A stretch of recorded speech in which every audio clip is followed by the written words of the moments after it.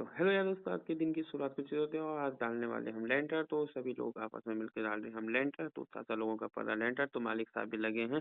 तो चाचा भी लगे हैं सीमेंट देने पे और फिर मैं भी लग जाता हूँ। और मैं कहाँ पीछे हटता हूँ, उसके बाद मैं भी पकड़ लेता हूँ बेलचा और लगा लेता हूँ बेलचा दबादब। तो भाई भी खींच रहे हैं नेपाली भाई, और उसके बाद मैं आ जाता नीचे। तो नीचे से कुछ इस तरह कर रखी है सेटिंग। तो देख सकते हैं टेक्नोलॉजी।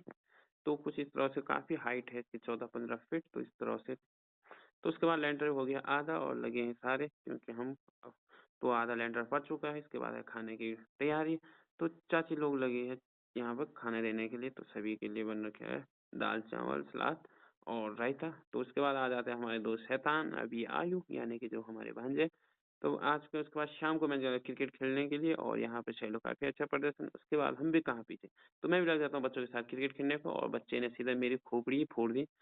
तो खोपड़ी फोड़ने के बाद मैं भी यहीं पे ब्लॉग एंड करता हूँ। अच्छा लगा तो लाइक कमेंट सब्सक्राइब जरूर करें। बाय बाय दोस्तों। और यहाँ पर भाई की खोपड़ी पे भी मारिए भाई बच्चे।